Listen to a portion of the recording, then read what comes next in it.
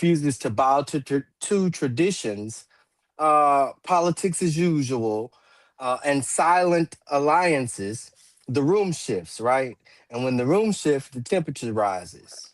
And when the temperature rises, the real structure reveals itself. Well, tonight is not, like I said, about drama. It's not about who likes who. It's not about headlines. I definitely want y'all to know that. It's about what happens when someone inside the system refuses to play along. So, when you censure colleagues, when you question procedure, when you disrupt comfort, when you challenge alignment, you don't just raise questions, you trigger resistance. And when you're going to unpack what that resistance actually looks like, um, because let's be clear, power never says, thank you for holding me accountable, right? Oh man. Power says, who do you think you are, Mrs. Big Stuff? Let me introduce my crew to y'all on this evening, man, because I'm excited about this roundtable dialogue. Of course, you know we have my big sister, Dr. Catherine Campbell, surgical with the questions. Queen, say good evening to the people.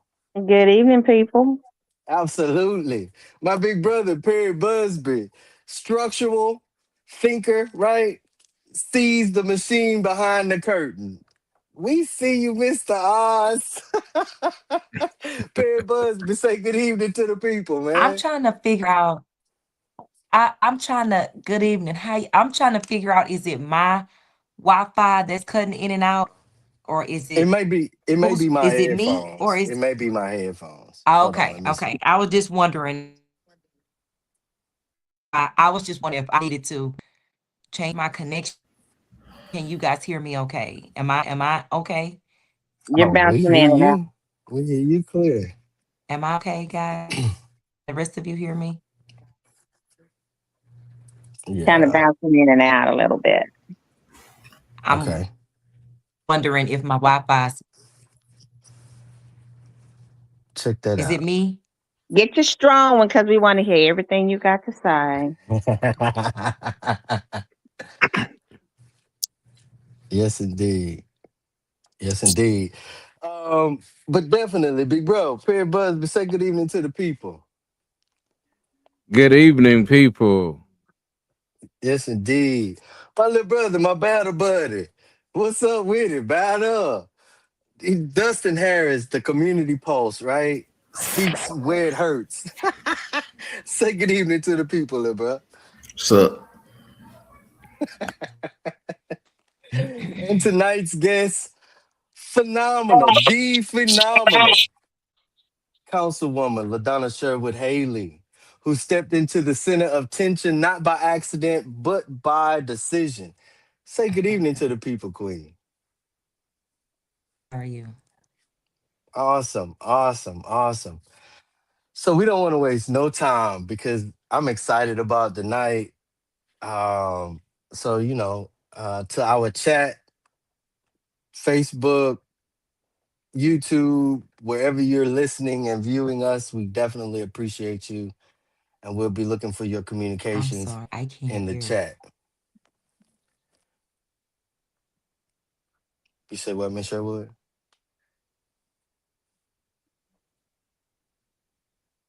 You want to leave out and come back in?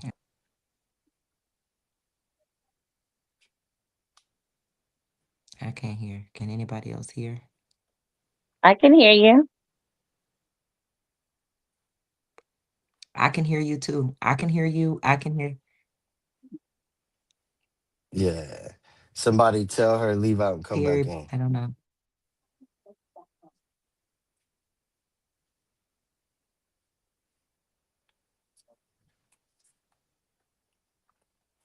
All right. LaDonna, can you hear us? Can you hear me? Okay. It's Yeah, you off. skippy. I think it's her. device on our side because I Is hear it shall everybody. I I shall even I hear her. reconnect or I even Yeah, hear her. yeah. Ask her to leave out and come back in audibly or through the chat, and then we'll get us situated. I mean I'm good. I'm here. I can't hear you. So maybe if somebody else asks the questions or I don't know what, but I can hear Catherine, I can hear Perry, but I can't hear you for some reason. You're frozen. And your voice is spotty in and You out. So popping off and on screen. With Donna Let me sign out and sign back in. So let's move on with the show. let me Absolutely, try a different device. Let me see if I try. absolutely. Um, round one, we're gonna do some shots, Ladonna. So just in case, we're gonna pull you up too. So when you get back, be ready for your shot. Dr. Campbell, you ready for your shot? I'm ready. Absolutely. What are written rules of local politics that reformers often violate? Okay. So that we're clear,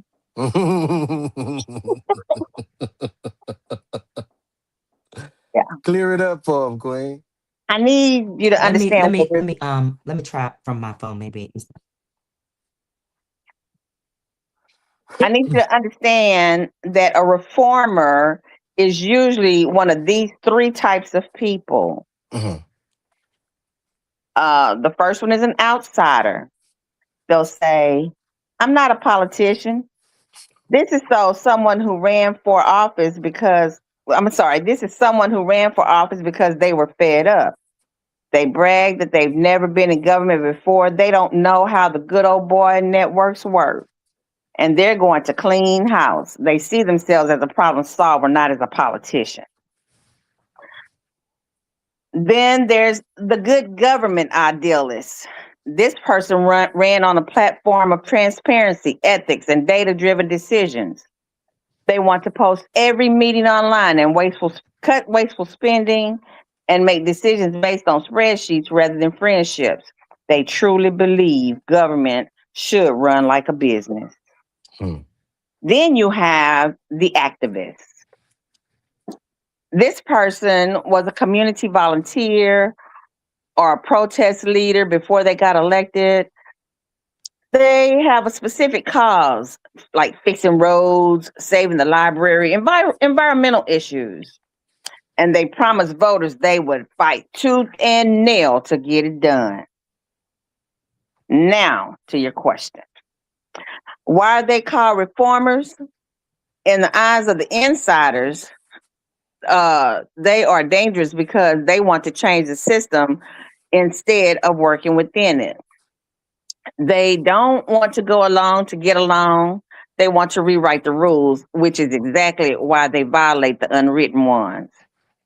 So now here are the unwritten rules of local politics that reformers learned the hard way in plain English.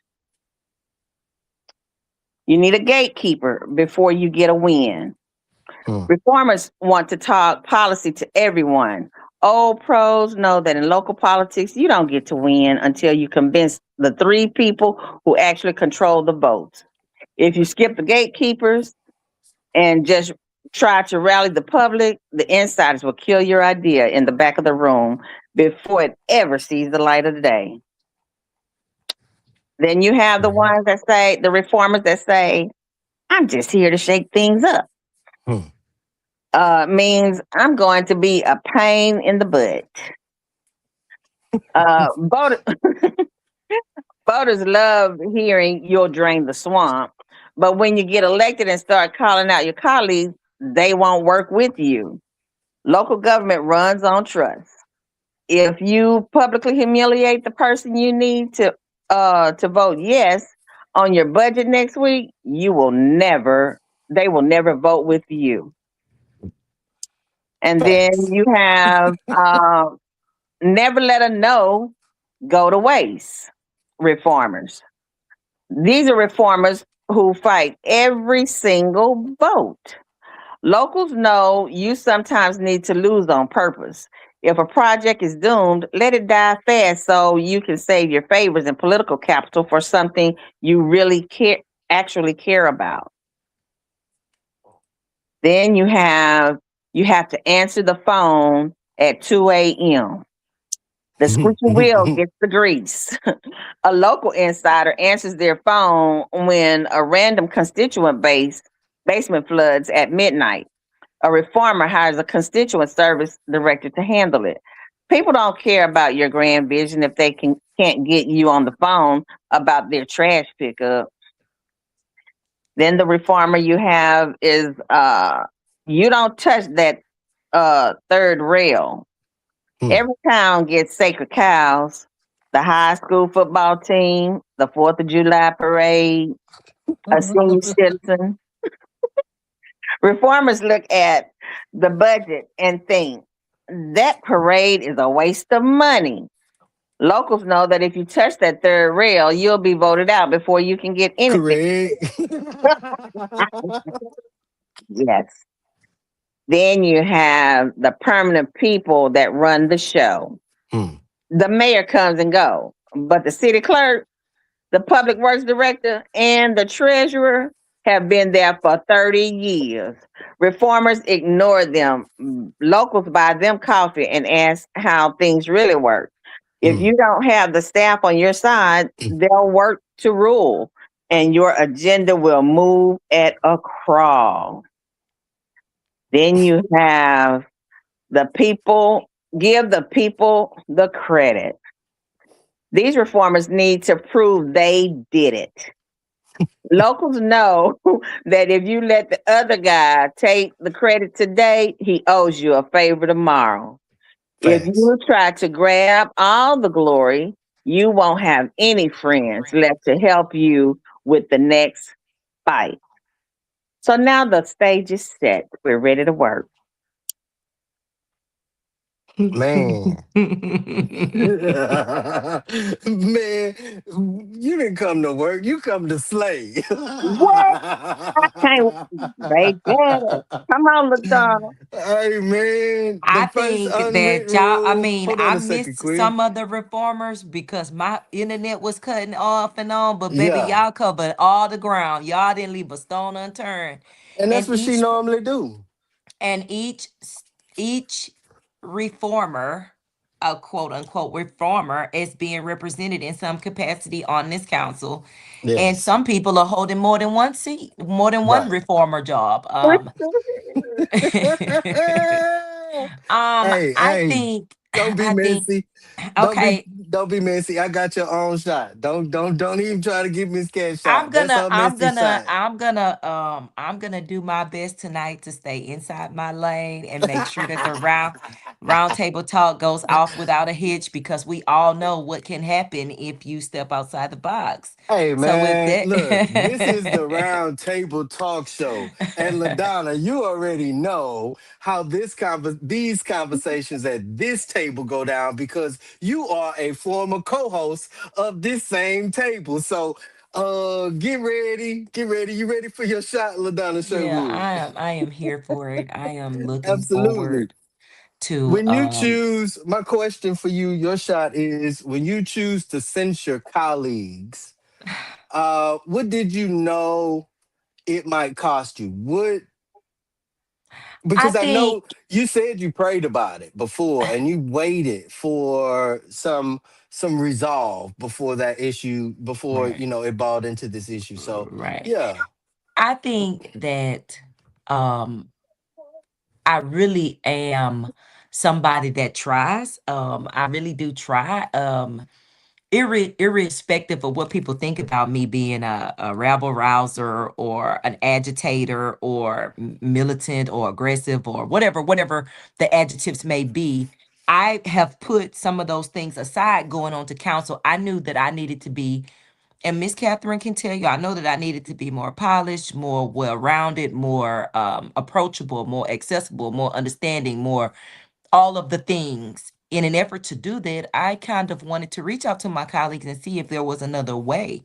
We attempted that on two different times before we got to the point of the censor. And even then, it was, well, it was kind of like if I would apologize for attempting to make the censor, then they would apologize for perhaps, I don't know what, but in an effort that it never did get that far, because what they decided to do was kind of say that it was their First Amendment right to call for the removal of somebody, when in fact we can't get involved in the day-to-day operations. So for me, if we can say that we made a mistake and move on, then we can just say that we made a mistake and move on. But when we can't say that we made a mistake, then I guess we kind of get into the lane of it being a censor. And while that wasn't my ultimate goal, because we're all new on the council, it just winded up being that way. Now, after that happened, when you say, what did I think that it was going to cost me? Well, I guess in my mind, I thought that we would just move forward, because there was actually an event being hosted that evening of the censor, and I went to the event and extended my olive branch and thought that we were going to move on and go forward and, go about the business of the city. It kind of didn't work that way. I think people were upset, if I could say Of it that course they way. were. Of course they were.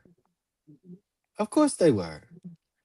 Mhm. You restricted their access. Let me not say you restricted their access. You restricted their power that they put into uh a candidate or candidates, right? And when that happened, it was no longer, um fake smiles. It was, now I'm fit to show you who the real me is. Well, and it Because wasn't, for me, it wasn't about a restriction of power on anybody. It was more about a corrective measure, just to kind of set the tone for what correction looks like, because we're a right. self-governing body. And if we have to make adjustments or corrections, we can't be afraid to kind of say, hey, I think that's a little bit far, or I think that's a little bit this or that or whatever. I mean, we've got to be able to do that without Yes. fear, I guess, of retaliation in some sort of way, or whatever the case may be. But I mean, I totally agree. I don't Uh think that may have been your intent to, but they definitely did perceive it as a power play, regardless yes. of regardless of what that intent was. Right. That's what I was alluding to when I said about some folks felt, especially those that are not uh let's say governance savvy, right? Especially when understanding the totality around a censure. I mean, but let's be honest, nobody censures and expects hugs, right? Censors shift alliances, it shift influences, it shifts who returns your calls, it shifts who sits next to you, it shifts who votes line up, right? And so when you censure, you don't just file paperwork, you change the temperature. And I want to say to you, Madam Councilwoman, thank you for shifting the temperature, because just like you said, a trampling on our charter is a trampling on everybody's access to governance here in this city. And Mhm. so, like, yeah, when I like I said, when the temperature changed, the structure reacted, and that's what we was expecting. So thank you for that. Perry, you ready for your shot? Yes, sir. When someone challenges internal alignment, what forms of pressure normally follows? There's several forms of pressure that follows. Hmm. Uh, the first form of pressure is placed squarely at the target, and that pressure comes in two ways. It comes to undervalue your word, and then it comes to devalue your character, which puts you in a pressure situation to defend Hmm. yourself. not your stance. That's usually what happened. This is always the playbook of that disrupted establishment. Mm-hmm. Let's undervalue the word.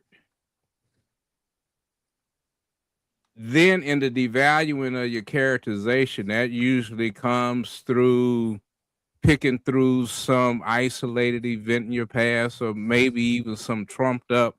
Even though I can't get you on the DWI, maybe I get you on the DUI, which I know won't go as far, but it's still something to put skepticism in the minds of the voters of whether or not my leader is quite capable. Lord have mercy. Boy, you messy tonight. That's always the playbook. That's the pressure on the target. Yes, But then exactly. there's the pressure on the allies of the target.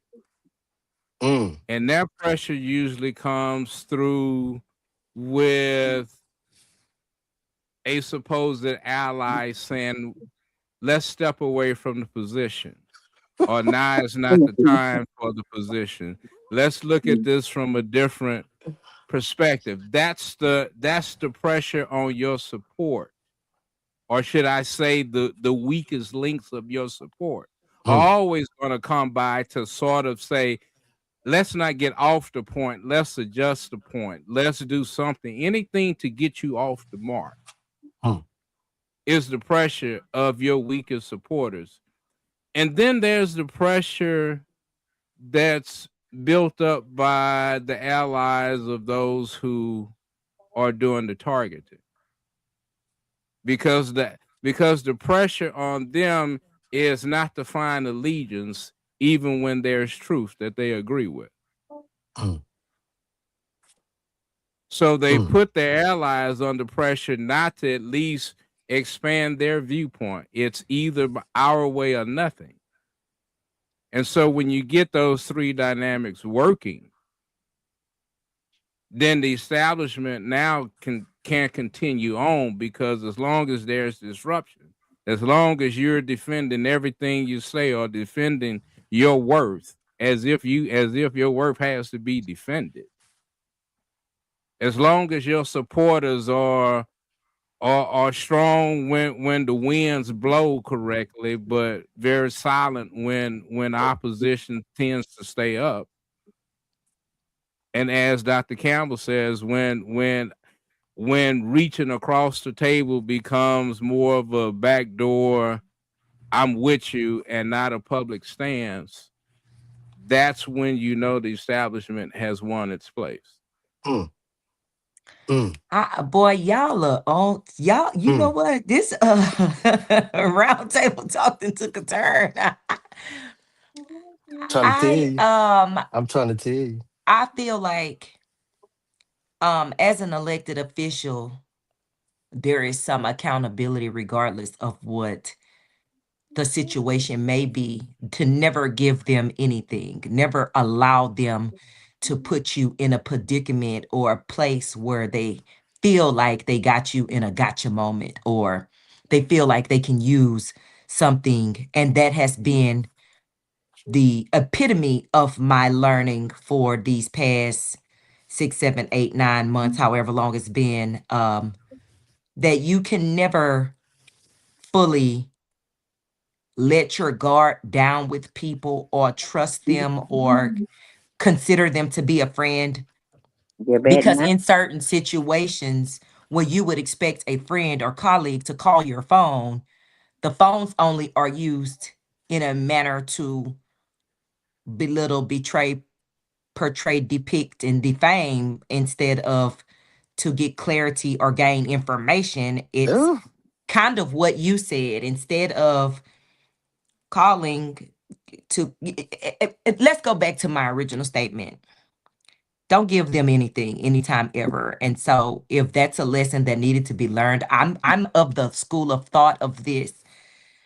My Bible teaches that I can glory in tribulations, knowing that every trial produces something: perseverance, character, hope, and hope will never disappoint. So at this point, me going into it as a novice with, even though I've been warned, because the predecessors before me and the mentors that came before me warned me that this is a game where people will monitor you, watch you, have drones fly over your house, come after your business, come after your kids, come after your taxes, come after your this and your that. Nothing could have prepared me for the level of evil and hatred, because I'm not that person and I don't go about my day thinking about things in those terms. So what I will say is this: if it was ever to be learned, the lesson was learned, and I am here and ready, prepared, and poised to go about the business of the city.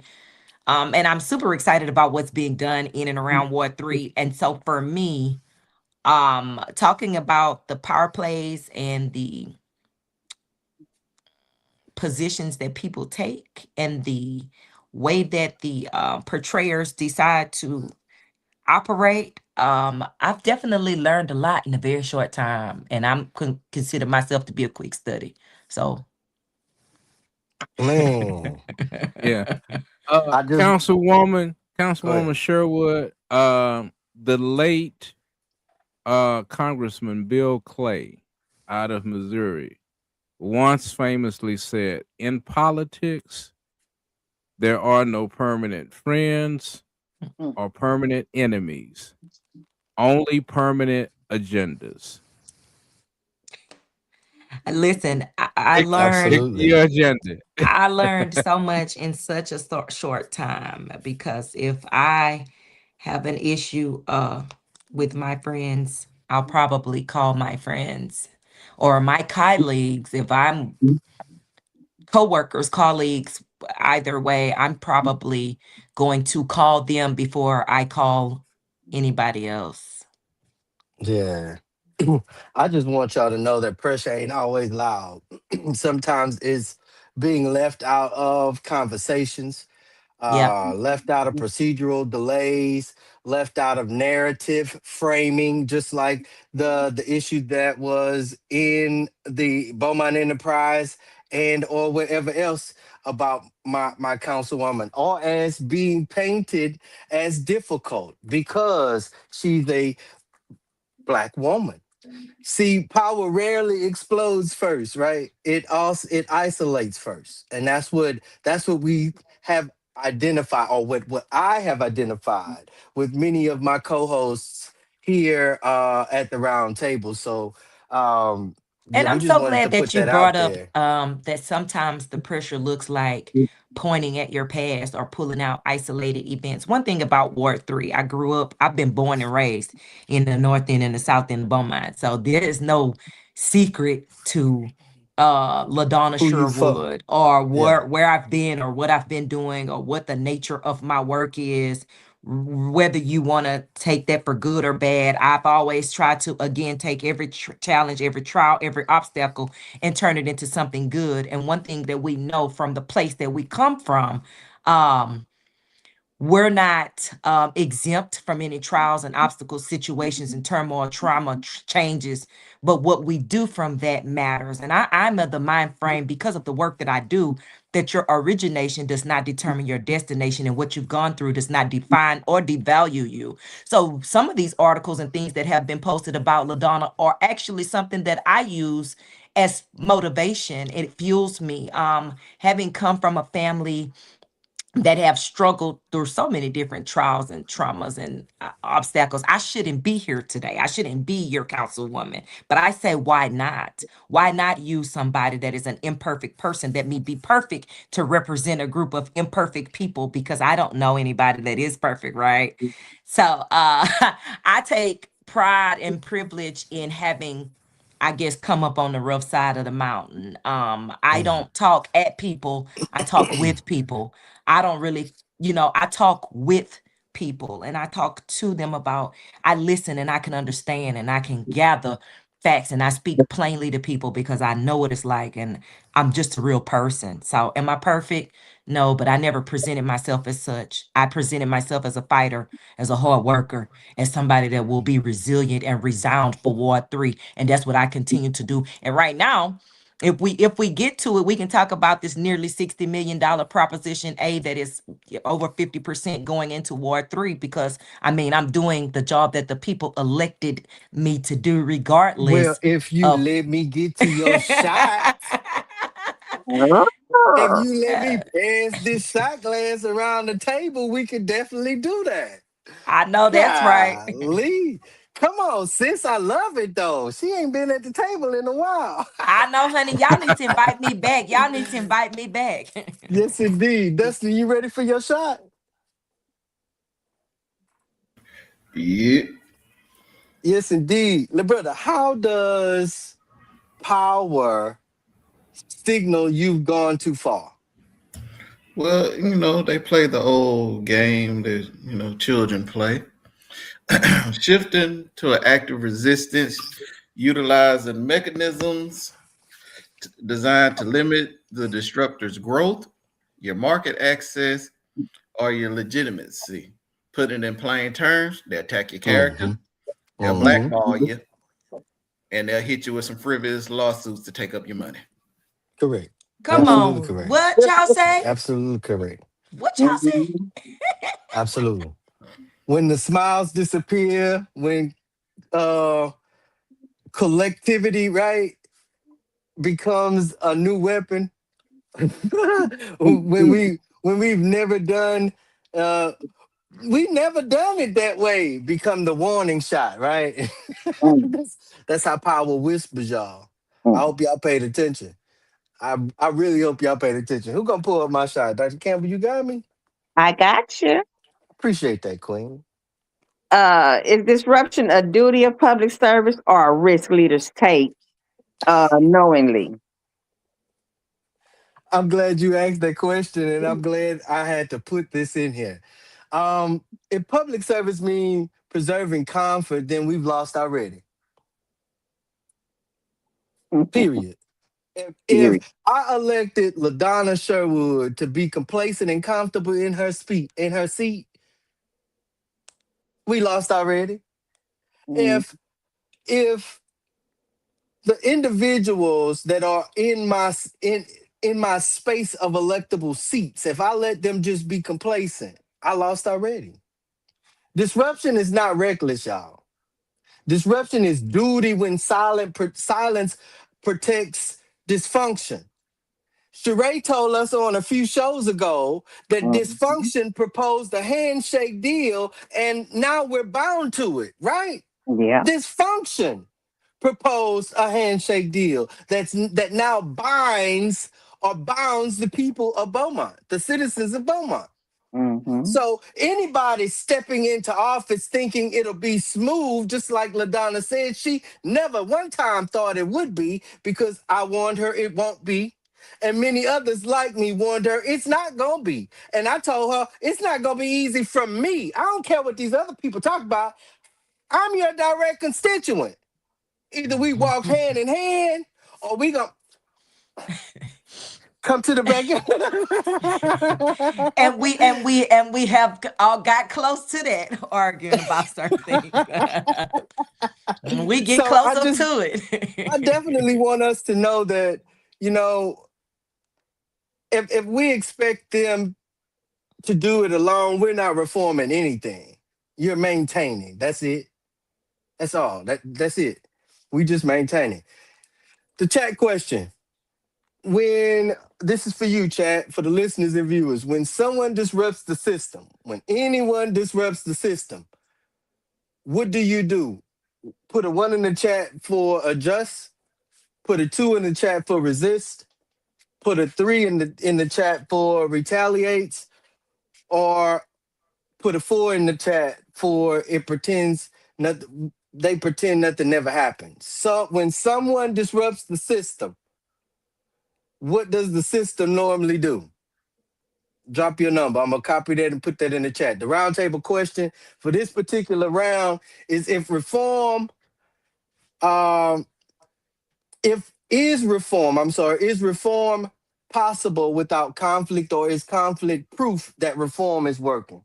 Dr. Campbell, you have the floor. Uh, let's go back to the chat question. My number is 5, all of them. It all happens. Okay, so reform is conflict. Okay, Yeah, yeah. so if there's no conflict, you aren't reforming anything, just like you just said. Mm-hmm. You are just rearranging the deck chairs. So here's the simple truth: you're taking something from someone. Every reformer moves power, money, or status from point A to point B. Correct. Uh, if silence means you failed, if you propose a big change and everyone smiles and nods, be terrified. Number three, the conflict is the evidence. When they pack the meeting room, when they write angry letters, when they try to censor you, that noise isn't a sign you messed up. That noise is the sound of status quo dying. The bottom line, if you don't get to be the person who changes things and the person everyone likes at the country club, you pick one. The conflict isn't a bug in the system, it's the receipt showing you actually did something. So Absolutely. keep causing conflict. Absolutely. Councilwoman Sherwood, is reform Yes. possible without conflict, or is conflict proof that reform is working? You have the floor. I think that I always say that some conflict is inevitable, right? And just as you can't get a pearl without agitation, Mm. you can't get a diamond without some friction. It's got to have diamonds are built under pressure. A bunch of Pearls are pressure. Yes, created indeed. through agitation. Gold is Mhm, purified by fire. In order mhm, for a seed to produce any fruit, bear any fruit, it's got to go into the ground and be buried and then burst, explode, mhm, and then I mean. So when I think about even raw power that you have in an engine requires some combustion. You got to have some Come on spontaneous here, combustion scientists. getting going. So I'm saying that to say this. Anything that's going to propel you is going to require something, some type of Hmm. I mean, Newton's law of physics says an object in motion will stay in motion. So, in other words, you got to have some motion to get something going. mhm. Golly. Yeah, Oh, and Golly. so for me, and probably for most of us on this round table, our life is comprised of conflict, right? I mean, mm. even when you have it all, I Mhm, think even if we had what we consider to be all success, power, prestige, uh, health, wealth, all the things, LaKim say there money, would power, be, respect.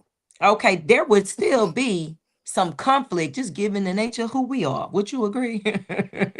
100%. Right. 100%. All right. So I don't really shun conflict, and I mean, I'm probably a product and a student of conflict. My entire life and my entire upbringing, my entire being has pretty much been on my knees and calling on God in one capacity or another for something to happen. So I'm okay with it. Yes, indeed. Yes, indeed. Let me run to the chat right fast. It's lit. Ali, good evening, brother. Welcome again this week. Terry Roy, I see you, big bro. USA G1K, appreciate you. Thank you for coming in. Yeah, we did have some issues with the YouTube earlier, but it is up and running. Um, Thank y'all for tuning in. Sui, I'm gonna say that 765. Thank you for tuning in. And yes, indeed, mhm. Terry Roy, we try to be like you when we grow up. Retired. Okay. Retired. Brother, I can't wait. Brother probably can't wait till he retires. Shoot. Perry, you have the floor. Is reform possible without conflict, or is conflict proof that reform is working? I would say, um, uh, just from a physics sense. I mean, if we're gonna just use the law of physics as an example, as Councilwoman Sherwood says. Uh, uh, if we are going to move, I mean, gravity, which is that thing that's bringing us down, that's the conflict. That's the balancer. So I would say no. You can't have any reform without conflict. Also, conflict is woven into uh, this American fabric, Mm. and we can't get away from our DNA in the sense that this country is founded in conflict. But I would dare say, that while reform requires conflict, advancement requires cooperation. So we can't constantly stay in In reform conflict, yeah. without finding ways to seek advancement, because if we stay here, I mean, we're going to dig ourselves in a pit. Come on, somebody. Dustin. So that's it. Dustin, you had the floor. Let's see. How can I word this? It is possible if the people in charge actually believed in reform. But since that is a rare occurrence, conflict it is. I totally agree. I totally agree. If I mean, like, if there is no friction, just like everybody else said, nothing's. I mean, nothing shifted. Conflict is not dysfunction. I'm gonna say that one more time. Conflict is not dysfunction. It's exposure to things that we never thought. Comfort, COMFORT, is not evidence of health. I promise y'all that. It's a bunch of people that's comfortable and dying daily. Worse than what the Bible tells us that we should die. Sometimes it's evidence of quiet control that many of us succumb to. So I will say yes, conflict is a necessity in reform. Conflict should also engage action or activism from individuals. And so I just want, I just wanted to put that out there. Give my little 2 cents right fast. Round two. Round two. Perry, you ready for your shot? Yes. Awesome. Awesome.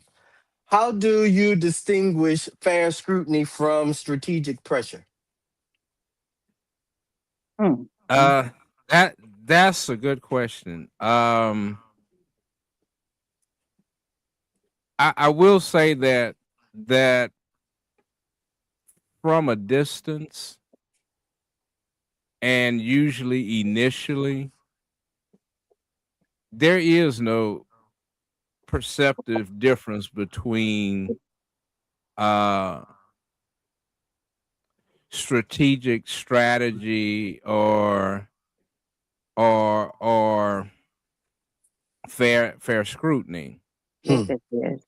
Yes, there is. But one of the key ways that we can begin to distinguish them is by evaluating, or at least measuring and looking at the intent, the method in which it's brought to you, and what is the overall outcome or the expected outcome. When we look at fair scrutiny, and we distinguish that fair scrutiny is proportionate. i.e., I'm going to bring you.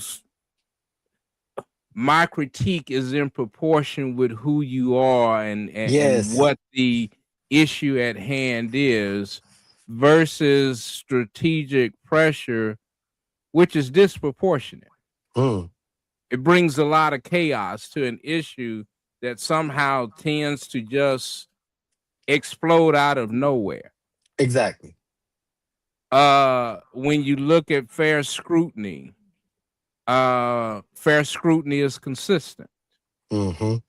Someone who brings that, that person is going to deliver that same amount of justice, that same argument across the board. Whereas uh, strategic pressure is very selective. Hmm. It depends on the moment, depends on the person, depends on the season. Right. The mood, who's around, who's watching. Right. Yeah. Another As Dustin sipping his tea. Y'all killing me. Yeah, who I'm standing uh next to determines yeah. something about some pressure. Because Yeah. otherwise, oh, I'm sorry, it's not my turn. I'm getting ready to jump in yeah. there. You on the roll right there. Another thing about fair scrutiny is evidence based. It's trying to get to a truth. It is bringing the facts. It is identifying the issue at hand. And most importantly, the issue trumps the messenger. When it comes to strategic pressure, it's always about moving the goalposts. Hmm. In fact, I would say one of the key things you can always do to some party or that person who is coming with this strategic pressure is really to ask, well, what do you want? And Mm. I guarantee you, if you They don't ask know. them what do they want, they will move the goalposts. They will never answer because they don't have a specific one. Right. Right. Pressure. That's right. And Absolutely so, correct. yeah. So, as well as when you get to someone who uh has strategic scrutiny, uh, they want your betterment. Hmm. Or In the addition to, betterment they of want the whatever. betterment of the whole. Right. It may Mm. be not even for you particularly. It may just Right. be Yeah. overall because, Right. yeah, That's it. Certainly. Yes. Absolutely. LaDonna, you ready for your shot? yeah. Awesome. So, when the temperature shifted, what changed for you? When the temperature on council shifted, what changed for you? I think for me, when the temperature shifted, it caused me to um make some adjustments in my thought process on how a team can work, right? Mhm. Because if one person's trying to bring the temperature down and they're working diligently to turn the temperature down, and you've got another group that's insistent on turning the temperature up, Adding kindling. right? Now you have to change your stance because I'm not just trying to turn the temperature down. Now I'm trying to stop you. Okay. So now my stance is different from just trying to work. I'm trying to prevent you from doing something, whereas in one instance, it may have been collaborative. Well, let's see what we can do to do this. Now it's not let's see what we could do. It's like this ain't going to happen no more. This the far Mm, as I go, and this where I get off. mm, mm. you know. So Man. I mean, I don't know if I answered that the best way possible, but I I think mean, that's I it. think You did. You I did because think it's it's sometimes based on your you go opinion and your into things, experience. you go into things thinking, let me see what I can do to help this for us. But if they on the other side saying it ain't no us and this what I'm gonna do, well then I mean sometimes you I mean, I guess that's a part of that conflict. You either gonna watch the. Martin Luther King said, "There's never." He said, "There's never a wrong time to do the right thing." One, so if you know that it's right and you watching somebody do wrong, then you should step in. One and two, there's a saying that says, "Evil prevails when good men do nothing." Right. So you got a place where there's a place where you must do something. You must Duty act bound. if you feel compelled Mm, by the constitution that governs you. We all have a constitutional governor that governs us, right? Now, when you get to acting, you can't govern yourself accordingly, then sometimes somebody got to govern you. Mm. right, right. Mhm. See, see, this is where leadership separate, right? You shrink or do you sharpen? And because pressure either clarifies your purpose or expose your weakness, you better sharpen. And I'm glad that you had to strategically readjust your access to and through your colleagues. So yeah, yeah, and some members in the community as well. Dustin, you ready for your shot? Indeed.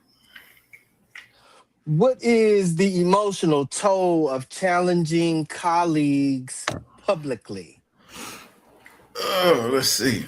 It depends on the person's, because emotions could range from intense anxiety and stress, feeling of guilt, self doubt, being burnt out, or feeling emotionally exhausted, a little bit of fear, a little bit of paranoia. But as a vet, you know, that has been scaled down to zero. So don't give a damn. That's why I asked him this question, yo. I promise to God. What you say? What you say?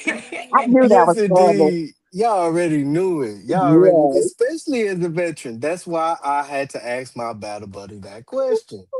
There's a reason I asked him that question. Let's not sanitize it. And I knew he was not. Isolation is real, y'all. Whispers are real. Cold rooms are real. Yeah. But so is conviction. Mm. And if you walk in expecting applause, you're in the wrong damn building. Ask Dustin, he'll tell you. Hmm. Ah, Dr. Campbell, you ready for your shot? I So love it. ready.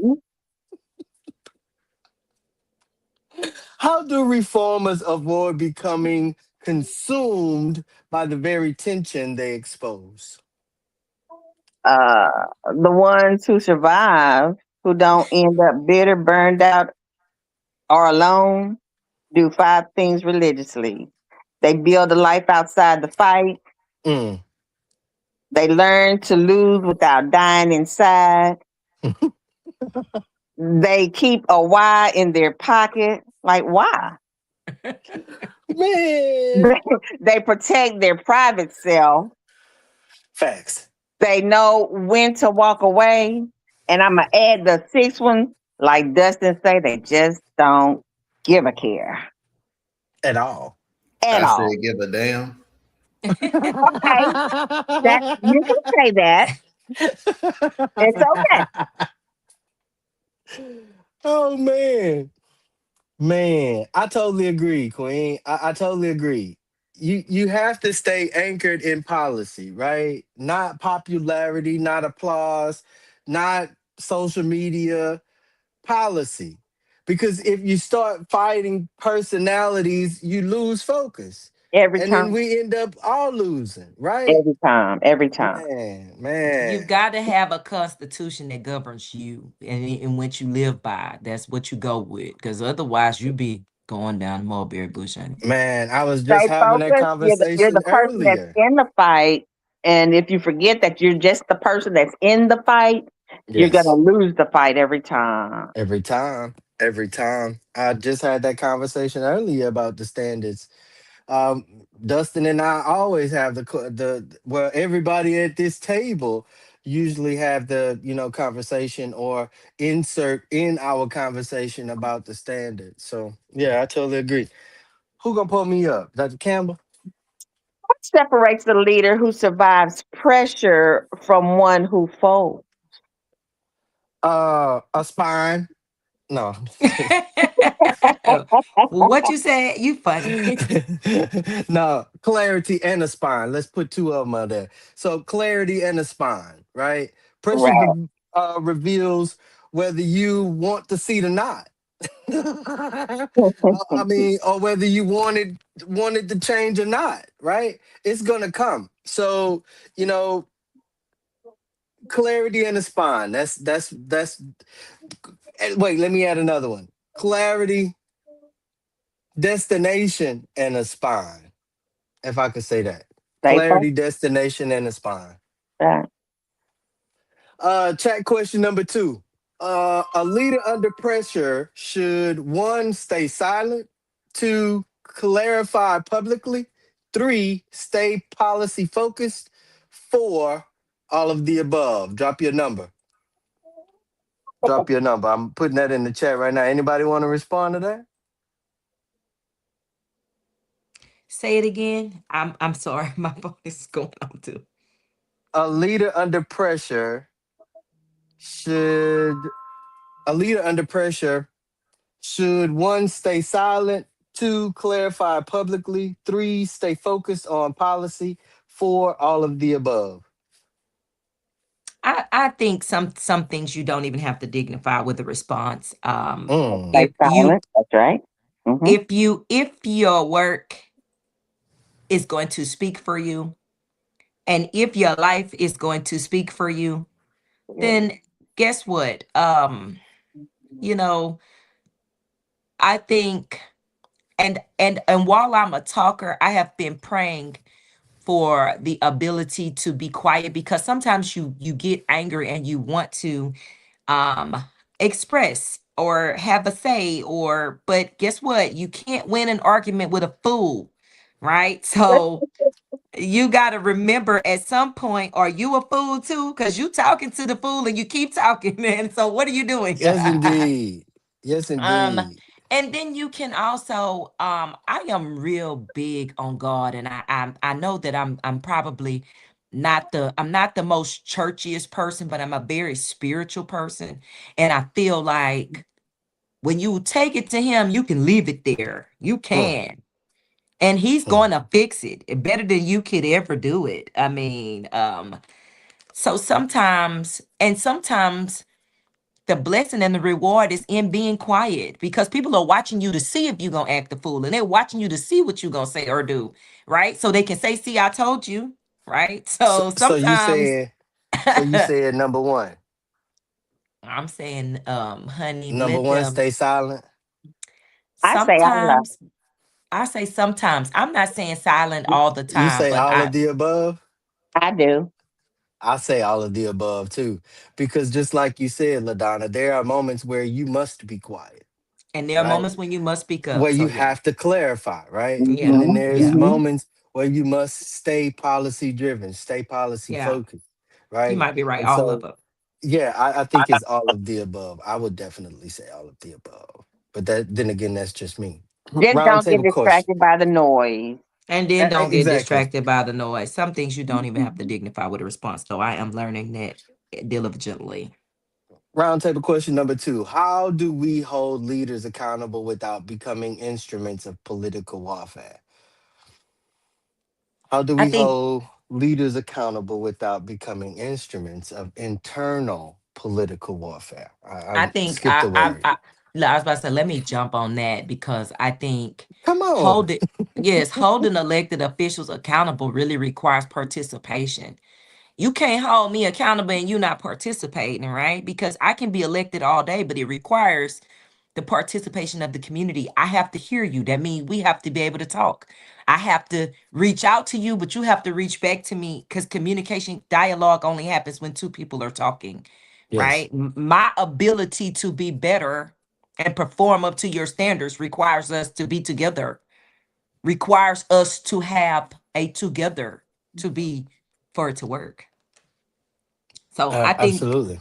I think accountability really starts with together, Being being present. able to be a participant on both sides, right? I cannot effectively do what you want me to do and be accountable for things if I don't even fully understand and we haven't been able to participate together to get down to the bottom of what that looks like. And then I also think that there should be some rubric or some uh meets and bounds as far as timelines and expectations, because you have an expectation don't mean that it's realistic, right? It doesn't mean that it's actually attainable, doesn't mean I want to hold you accountable to this and this, and then you don't even know the job, and then that's not even something that I do. Right.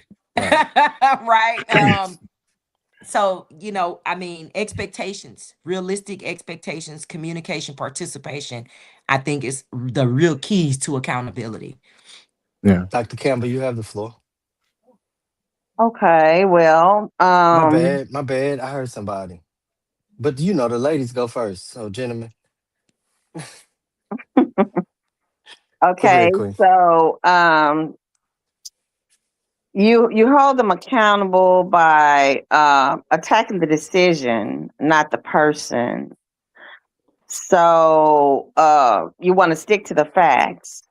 You want to use a microphone, not a whisper. Hmm. So the moment you say it in the back of the room or leak it to a friendly reporter, you aren't holding anyone accountable. You're just stabbing. Then you want to let the evidence do the talking. You don't need to yell or call names. You just lay out the receipts. Hmm. The evidence is neutral. Your anger is not. So don't attack the person. Just stay focused on the Thanks. issue, I right? know Yeah. that's right. And then you offer a path back. Accountability without a chance to make it right is just punishment. And so you're just keeping the heat up in the room. So the test is, would you say this to their face in public or on record? If yes, you're holding them accountable. If no, you're just playing politics. Oh, I And in love people this. face, you playing in people face. Okay, Playing I people. love this. I Play love in my this. face. I love the path back for me because oftentimes people won't give you, they mad with you because they want to hold you accountable, but I mean, can I fix it, or is it fixable, or Right, is right. this just you're upset with me? Okay, I love that. Perry, you I got got the to keep floor. I got to keep that. You got the floor, Perry. Yeah, and I think that, in addition to all of that, I don't think that there's just one Mm. way. We definitely know that there's going to be some people in the community who are more politically active than others. Correct. That's not to limit their voice. It's just that that's not the way in which they move and operate. And so, um, one of the things, you know, I've often thought about is how do we build that collective among the neighborhood associations, the community based nonprofits, even the churches, to solicit the input of the people. Some people don't know how to voice, some people don't know where to voice. Hmm. Uh Not so much as to be a critique, but I think that helping to be a critique, it helps a ward councilman if the community can develop a scorecard, rightly or wrongly. It is a point at which we can connect, even if you think I'm being judged harshly, or if the community perceives, oh well, no, it's all a It's all a show. I think that if we can begin to find ways to engage this community even more, we know that we can engage them with foolishness. Mm. We just haven't offered opportunities to engage them with tangible communication efforts back and forth. Uh, Mm, because we play down to our community. We try to mm, get them with gimmicks, and we get gimmicked in return because they take and they don't give back, or really we don't ask for much. mm. I mean, to ask for your vote but then not ask for anything after that day Mm. are we blaming the inmates, or are they just conditioned to this is how elections are run? Yeah, So yeah. how do we reform even ourselves from being caught in this tradition, which is a So, very low level tradition? I mean, the fact that I just have to be honest, the fact that we have to gimmick people to the poll with barbecue, gumbo, or anything has never been Music, something that has been held in our culture.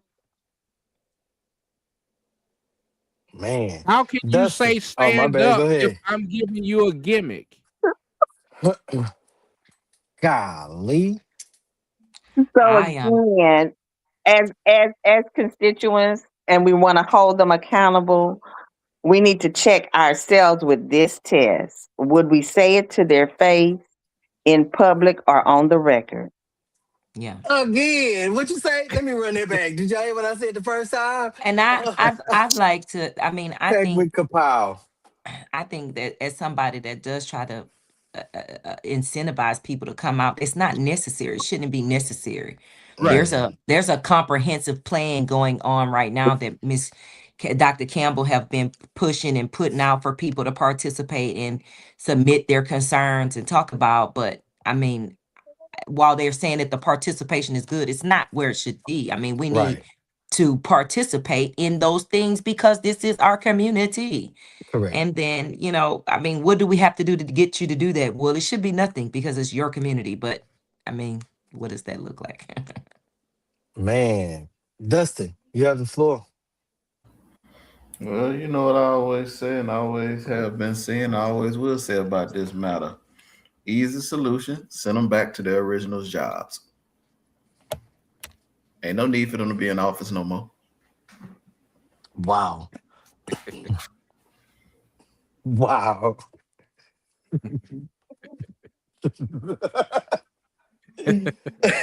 Go back to work. Packed with Send kapow. them back. Hey Send man, them back. hey man, I promise. I heard a candidate while I was on the campaign trail a while back say the very same thing to the incumbent mayor. Go back to, what it is that you do, sell houses and stuff. So but Lord have mercy. Y'all, this, Lord I have definitely mercy. want you to. I Like want to welcome you back to the table, Ladonna. Baby, and let me tell you, I'm just so glad I kept my day job, okay?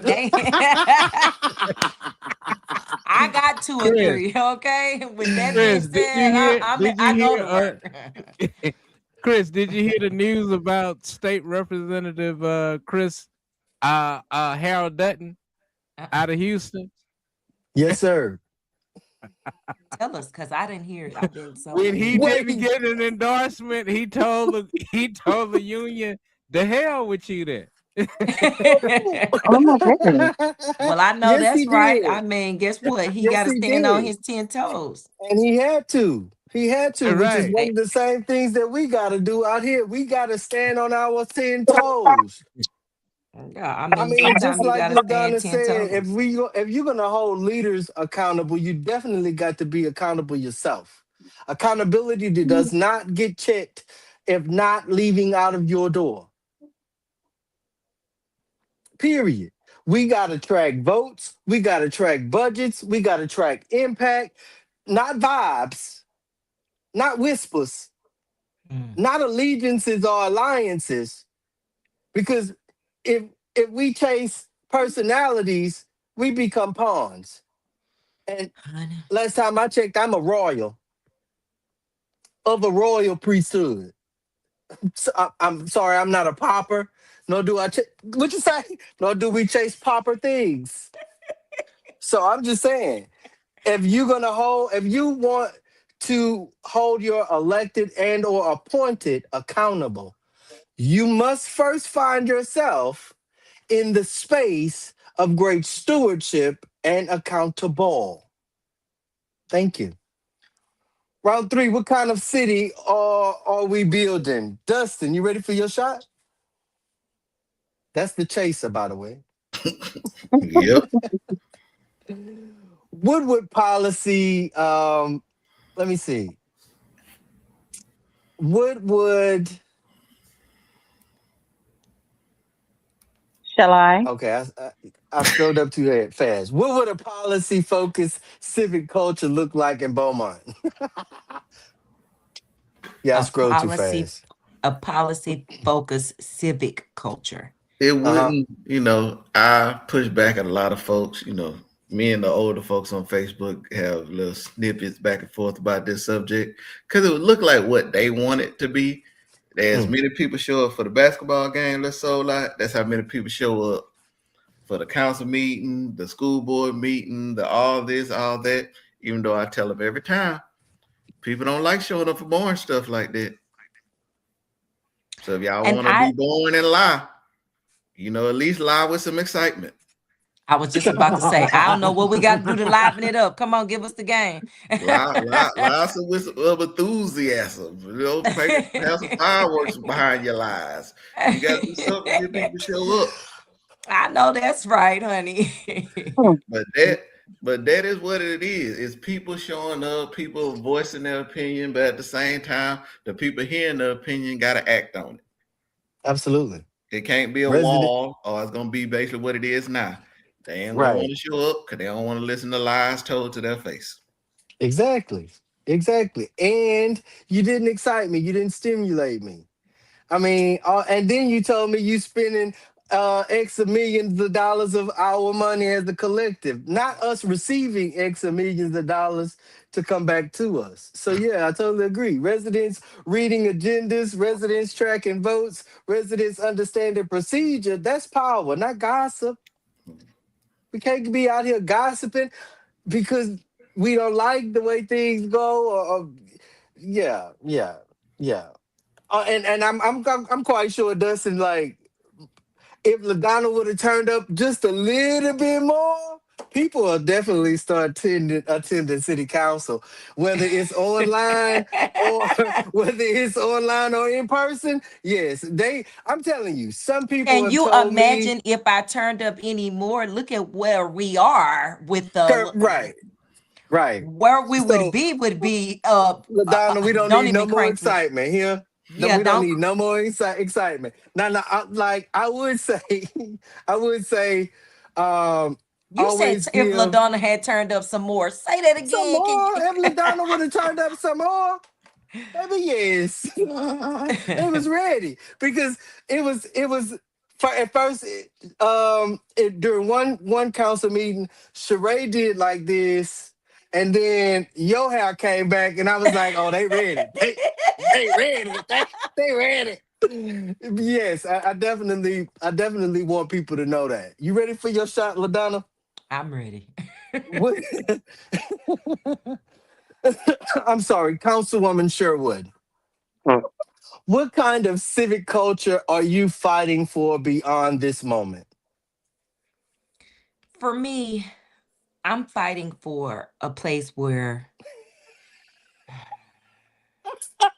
I'm sorry, LaDonna. I read a comment in the chat. what it say, Lord? I'm Okay. not. I'm fighting for a place where um really people that feel unseen and unheard and unvalued feel valuable, feel seen and feel heard. And I think in lieu of the recent events where people were ready to just throw me away, I think this is how people feel. That people will just throw you away and you don't count and you don't matter. And if it can happen to me, then it can happen to anybody. So what I'm really fighting for is a place where that doesn't happen. Because let's say let's go out on a limb, even with my colleagues or people, and you make a mistake or something don't go your way or things go wrong. Call them people, talk to them, have a conversation with them, invite them to a path back or a solution to move forward or something. Not just people were saying they wanted to unseat me and throw me away. I mean, to me, we've got to have a culture, a civic culture that says it doesn't matter what's actually happened. It's how we move forward, right? Things will happen. We would be foolish to sit here and think that nothing's ever going to happen and everything's going to be a fairy tale and roses and we live in some magic ass fairyland. That's not realistic, right? What's realistic is how do we bridge the gap, move forward, work together, turn the temperature down, and see what's best for our people and incorporate what they like and what they need and what they want and make them feel valued and valuable regardless of where they start or where they live or what their socioeconomical background is. This is what I'm fighting for. I'm sick of people trying to tell other people that they better than them because they this or they that or they got it all figured out. I'm so glad he came for the sinner and not the saint. So many of these people wouldn't make it into the book. Okay. Ooh. They wouldn't have made it into the book because he came for the sinner and not the saint. He stopped dying on the cross to save the thief, in case they forgot. Boom, boom, boom. And it's more. Dr. Campbell, you ready for your shot? I'm ready. Ooh. How do we train residents to track votes, not vibes? You can tell them to get their pencils. Go ahead, grab some notes. This is note taking time. Dr. Campbell is ready for y'all. Go ahead. Get your pens Okay. out. Stop talking about personalities and start publishing the receipts. Mm, Okay. So you're going to start with a simple scorecard before the election. Send every household a one pager, not opinions, just facts. mm. Let's say Councilman Sherwood voted yes on the library or voted no on the road repairs. Let the people see receipts with their own eyes, right? I know that's right. Make it public in real time, right? Council member Sherwood just voted against the senior center today, or let the silence do the talking. Post every vote on social media within an hour. No commentary, right? Okay, and then teach people what the job actually is. Hold workshops at the library. How to read a budget in 20 minutes. What your council member actually controls. Show them the levers so they can stop getting distracted by the noise. Mm. Yeah. I'm Ask taking Mm. notes. I love this. ask the right questions at the door. When canvassing, don't ask how do you feel. Ask, do you know how your rep voted on the water bill issue? If they don't know, show them. They can never unsee it. Right. Right. Call it out when it happens. When a colleague gives a great speech but votes the wrong way, point it out. Lovely words. Shame the vote didn't match. Train people to watch hands, not listen to lips. The bottom Okay. line, yeah. The bottom line, bobs are easy. Boats take work. Your Yes, job is indeed. to make tracking them so simple that even the busiest parent at the pickup line can do it. And this is available for repeat on YouTube. Oh, I love that. I just love that. You better be schooling us tonight. I just love that. And let me tell you what else I know. I when I got on council, I said, you need a way of saying what I'm working on because the people that aren't keeping up with the council meetings, they're gonna say that the councilwoman isn't doing well. AJ and I had started a show and we were gonna do it, but nevertheless, I wanted it in a trackable format. Well, the lady made it. I mean, and of course, again, we have day jobs, but I mean, I was concerned that we were not going to be able to keep track of what we're working on and the things that we're doing. It was so complex. I'm like, listen, lady, we need to make this plain. This is too complex. Like you say, well, you can look at it and see. We did this, we did that, we did. I mean, let's just make it simple. Amen. I'm sorry. I just wanted to amen that real bad. Prayer Busby, you ready for your shot, big bro? Let's do it.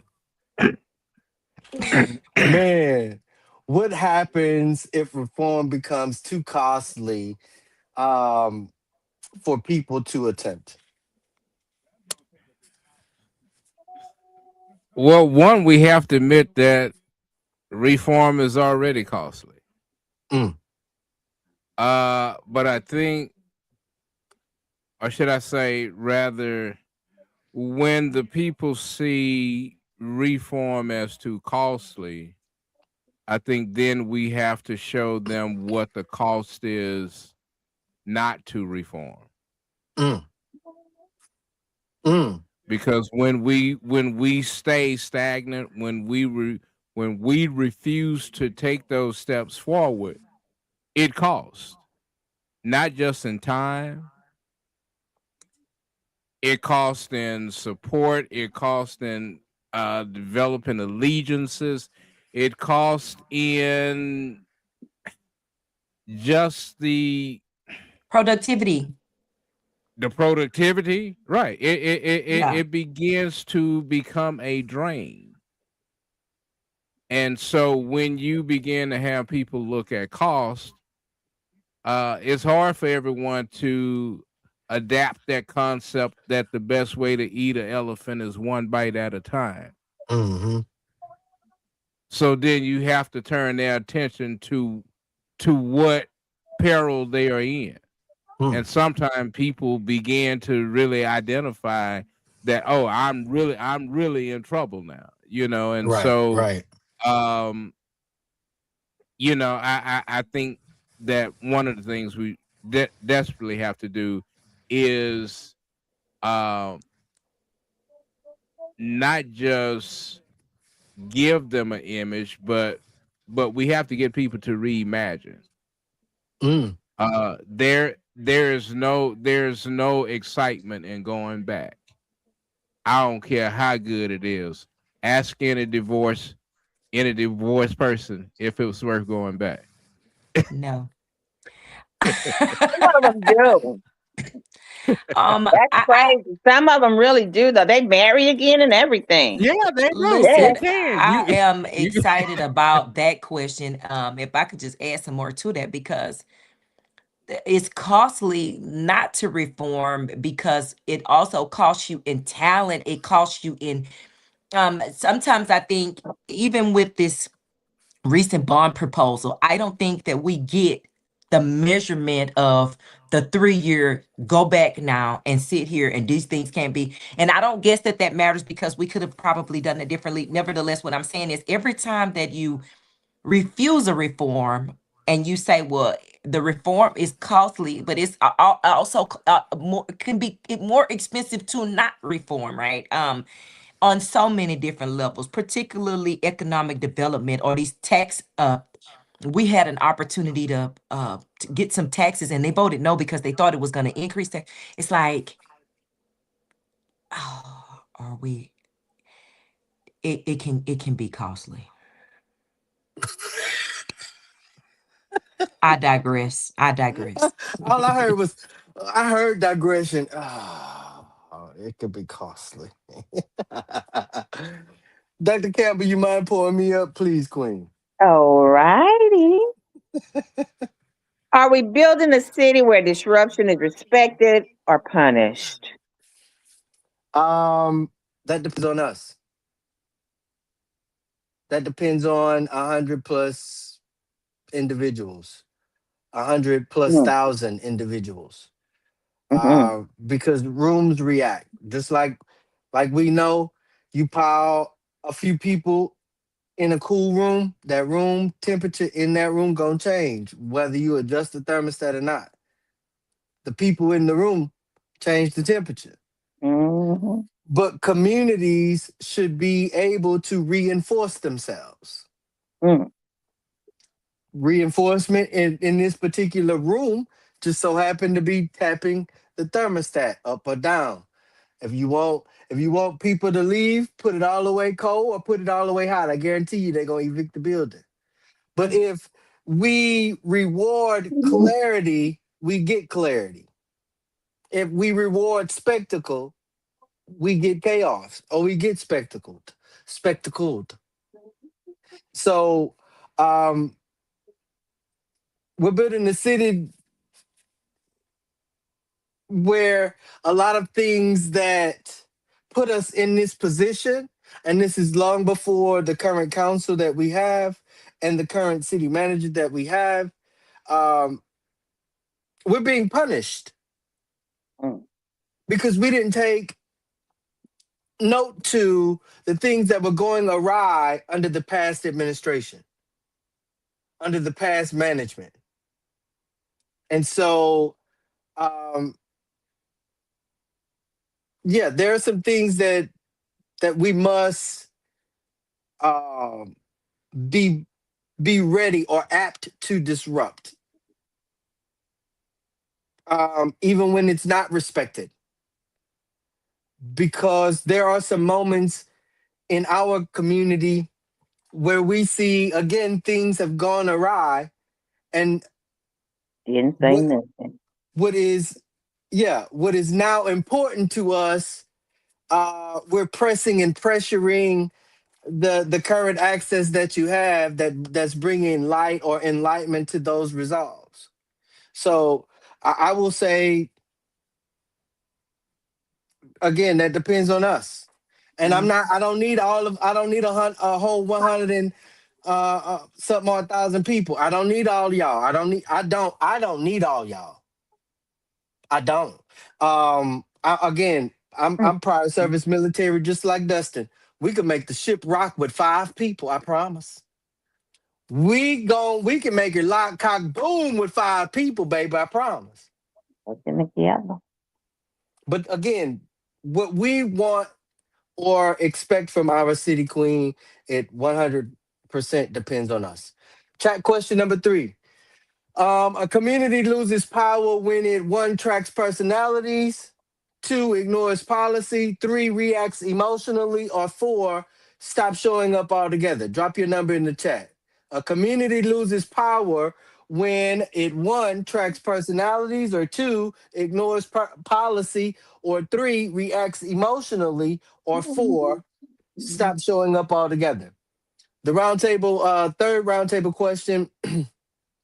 Actually, we got an hour. We're in an hour and 28 minutes. So what we're gonna do is, uh, Dr. Campbell, give us something for the rest of the week.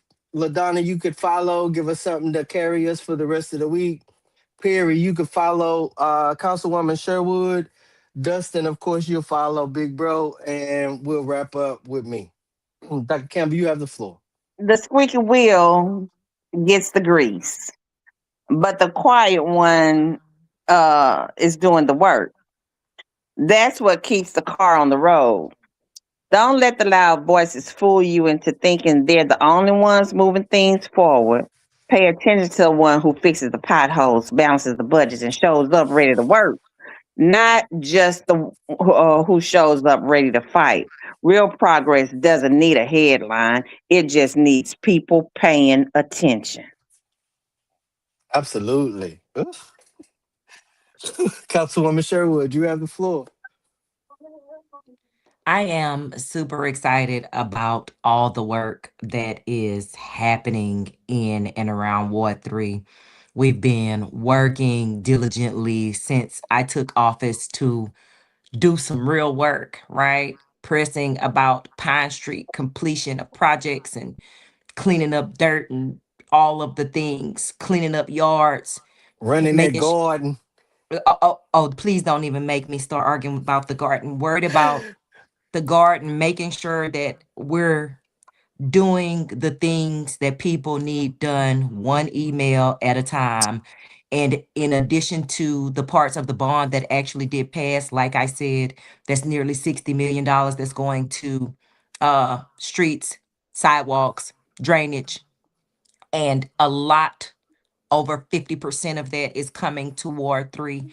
That was actually not budgeted, but was added in as myself and Councilman Turner worked really hard to get those things done. There are projects being completed on Magnolia Street and on Grand Street, and there is work being done. And I'm super excited to be a part of that process. I'm super excited to be reaching my constituents and showing up when they need me for what they need me for. Not just potholes or sewer or drainage, but a plethora of issues that need to be addressed at the city level, and meeting with people, working to uh, see about getting a pharmacy in Ward 3. All the meetings that happen that nobody sees, right?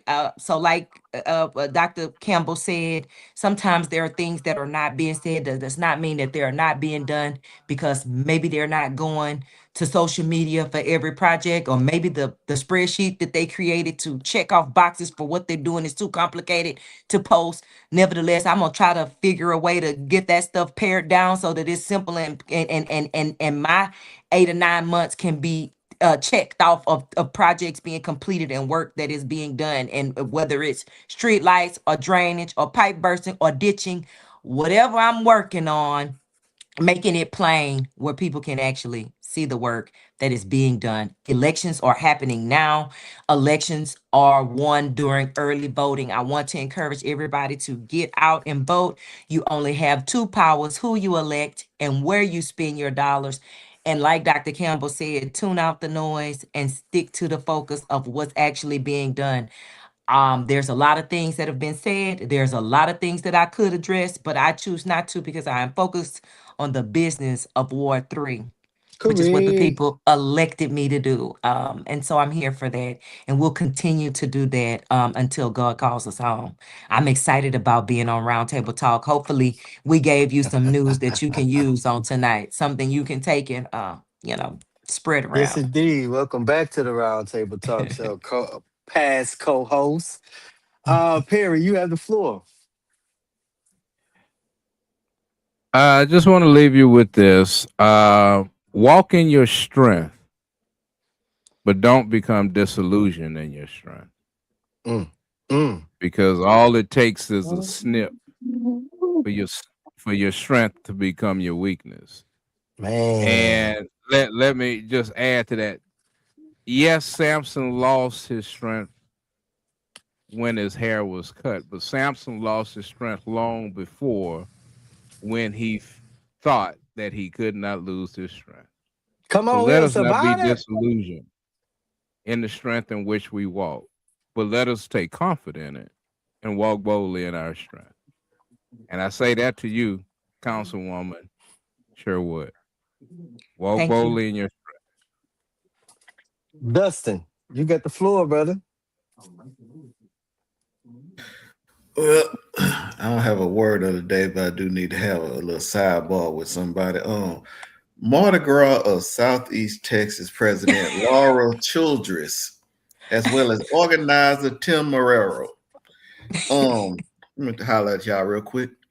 I get it. You made a deal with Doggett Ford or whatever it was named at the time, but that deal needs to go and be evicted, erased. Y'all need to get them people their money back, because that parade need to be moved. I ain't gonna say where it need to be moved, but it need to be moved. Downtown would be nice, but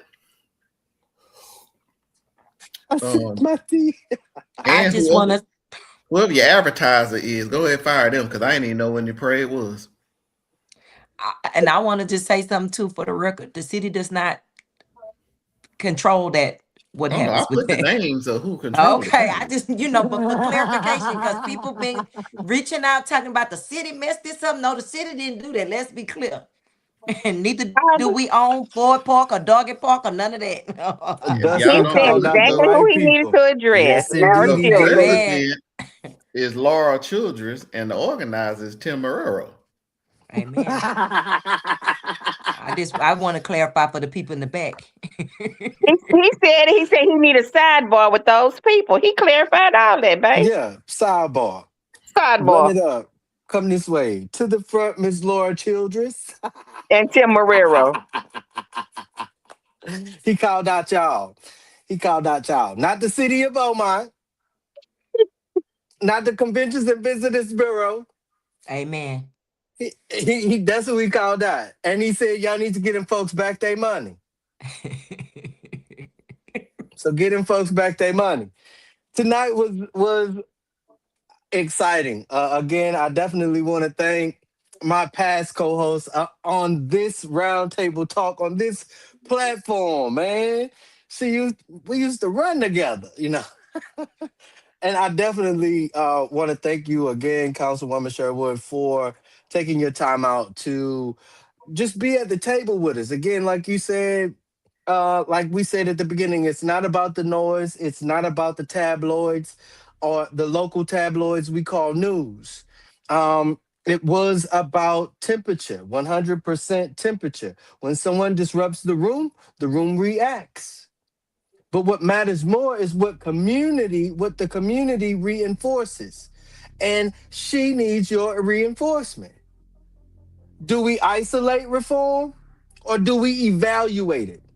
Do we chase tension or do we track impact? Because cities don't collapse from loud arguments. They collapse from quiet stagnation and, like we said a few shows ago, backroom deals. So this week, I definitely want you to track the votes because we're in early voting. Read the agendas for those individuals that you will be electing. Do not let the temperature distract you from the policy, okay? And remember, disrupting the room isn't rebellion. Sometimes it's responsibility. I'm Christopher Jones, and as always, thank y'all for tuning in. Stay prayed up. Stay prayed up. Stay prayed up. Thank y'all. Have a good night. God bless.